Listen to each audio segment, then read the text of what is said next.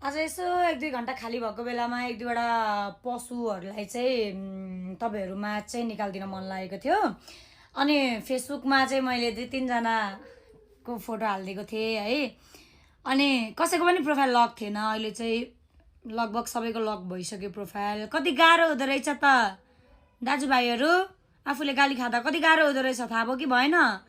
म अरूलाई यति मात्रै भनौँ जति आफूले सहन सकिन्छ है। जति आफूले सहन सक्नुहुन्छ नि त्यति मात्रै भन्नुहोस् अरूलाई है। अनि त्यस पछाडि तपाईँहरूलाई भाइरल हुनको लागि एटेन्सन पाउनको लागि तपाईँहरूले त्यहाँ कमेन्ट गर्नुभएको होला पक्कै पनि।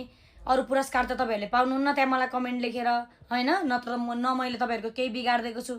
फेरि कमेन्ट पनि कहाँ आएको भने म त्यो हिजो विराटनगर किङ्सको म्याच हेर्न गएको थिएँ होइन। त्यहाँनिर अब विराटनगरले जित्ने बेलामा एकदमै खुसी भइरहेको थिएँ, रमाइरहेको थिएँ। अनि त्यो पोलेर भत म खुसी भएको देखेर चाहिँ पोलेर चाहिँ कमेन्ट बर्साउनु भएको रहेछ उहाँहरूले है। अनि यो दाजुभाइहरूको वरिपरि जो हुनुहुन्छ सबैजनाले गर सुनाइदिनु होला। तपाईँ त एकदम भाइरल हुनुभएको छ। ऐना चौहानले त फेसबुक टिकटकतिर तपाईँहरूलाई भाइरल पारिदिनु भएको छ। तपाईँहरूलाई एकदम सम्मान छ है। तपाईँहरूले छोरी मान्छेलाई लेख्नुपर्ने शब्द यही हो दाजुभाइहरू, तपाईँ यस्तै गर्नुहोस् भनेर उहाँहरूलाई खदामाला लगाइदिनु होला। अनि उहाँहरू विदेशमा हुनुहुन्छ भने पनि अरू विदेशी दाजुभाइहरू त हुनुहुन्छ नि त। हाम्रो नेपाली दाजुभाइहरू विदेशमा हुनुहुन्छ नि वरिपरिका, चिन्नुहुन्छ भने गएर भनिदिनु होला। ओहो साह्रै राम्रो संस्कार सिक्नु भएको रहेछ, साह्रै राम्रो संस्कार दिनुहुँदो रहेछ घरमा, साह्रै राम्रो दिमाग रहेछ तपाईँको भनेर उहाँहरूलाई पनि सम्मान दिइदिनु होला।